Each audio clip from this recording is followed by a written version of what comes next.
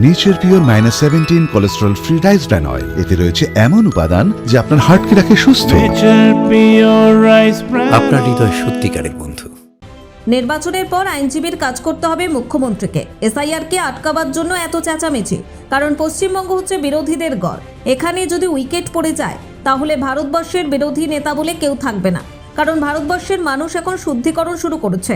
স্বচ্ছ ভারত তৈরি করছেন মানুষ, দুর্নীতিমুক্ত ভারত, হিংসামুক্ত ভারত। যখন সময় চলে আসে তখন শিয়াল শহরমুখী হয়। মুখ্যমন্ত্রীর সময় চলে এসেছেন, তাই তিনি দিল্লির দিকে ছুটছেন। মালদায় একাধিক কর্মসূচিতে অংশ নেওয়ার আগে আজ সকালে মালদা শহরের ফোয়ারা মোড়ে চা চক্রে অংশ নিয়ে বললেন বিজেপি নেতা দিলীপ ঘোষ। দেশের ইতিহাসে প্রথমবার এসআইআর এর মামলায় আইনজীবী হিসাবে সুপ্রিম কোর্টে লড়ছেন মুখ্যমন্ত্রী। আমার মনে হয় ইলেকশনের পরে ওনাকে ওই কাজই করতে হবে, যেটাই প্র্যাকটিস শুরু করেছেন। মুখ্য নির্বাচন কমিশনের বিরুদ্ধে এক কাট্টা হচ্ছে বিরোধীরা। চলতি অধিবেশনে ইমপিচমেন্ট জানার প্রস্তুতি।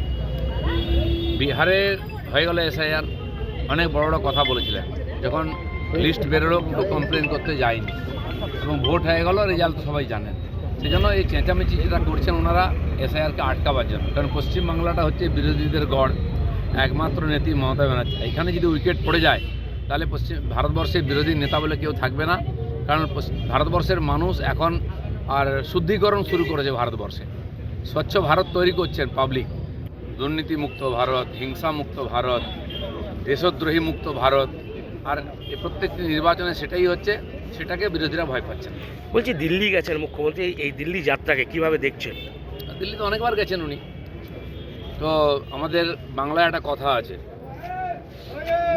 যখন সময় চলে আসে শিয়াল নাকি শহরের দিকে ছোটে। তো সময় এসে গেছে।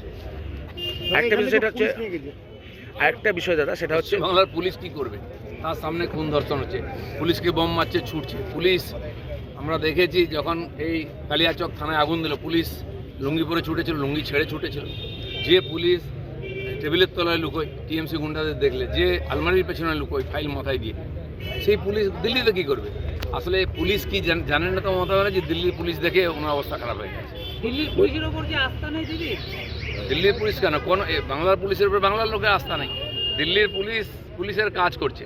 যখন সুপ্রিম কোর্ট বলেছিল এসআইআর কেন্দ্রেতে সুরক্ষা দিতে এখানকার সরকারকে, যখন বিরোধীরা আমাদের পার্টির লোকেরা পিএলএরা গিয়েছিলেন কমপ্লেন করতে, তাদের মেরে মাথা ফাটিয়ে যায়, তারা করছিল ওদের এমএলএরা, ওদের নেতারা, গুন্ডারা মিলে।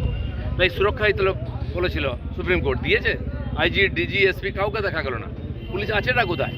পুলিশ গুন্ডা এখানে সব এক হয়ে গেছে, তারা তো টিএমসির ক্যাডার হয়ে গেছে। তো ওই পুলিশ গেলে দিল্লির লোক কী ট্রিটমেন্ট করবে দেখা যাবে। মালদহ থেকে পরিতোষ সরকারের রিপোর্ট, কুলিক নিউজ।